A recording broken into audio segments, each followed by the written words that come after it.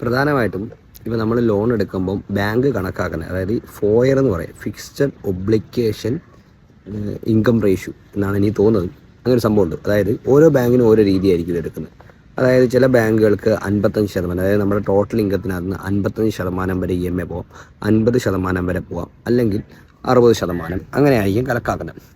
അപ്പോൾ ഇത് നമ്മൾ ഇപ്പോൾ ലോൺ കൊടുക്കുമ്പോൾ നമുക്ക് ടോട്ടൽ ഇപ്പോൾ ഒരു 50,000 ശമ്പളം ഉണ്ടെങ്കിൽ 25,000 വരെ EMI പോകാവും, 50%. അപ്പോൾ ഈ 50,000 എന്ന് പറയുമ്പോൾ നമ്മൾ ടോട്ടലിനകത്ത്, അതായത് എത്ര EMI ഉണ്ടോ, എനിക്ക് കാറിൻ്റെ EMI ഉണ്ട്, ബൈക്കിൻ്റെ EMI ഉണ്ട്, മൊബൈലിൻ്റെ EMI ഉണ്ട്, ഈ EMIയുടെ എല്ലാം കൊണ്ടും 25, അതായത് 25,000 രൂപ 50% നിൽക്കണം. അപ്പോൾ നമ്മൾ ഇതിന് മേളിലോട്ട് ലോൺ എടുക്കുമ്പോഴാണ് ഇത് നമുക്കിപ്പം ഒരു ബാധ്യതയായിട്ട് പറയുന്നത്. അപ്പോൾ ബാങ്ക് പറയുന്ന ഈ 50% എന്നുള്ളത് നമ്മളൊരു 30% ആക്കിയാൽ മതി.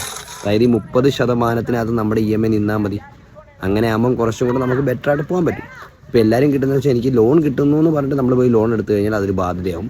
പക്ഷേ നമുക്ക് ലോൺ വേണം, നമുക്ക് ആവശ്യങ്ങൾ നടക്കണം എന്നുണ്ടെങ്കിൽ നമ്മൾ ഈ രീതിയിലോട്ട് പോകണം.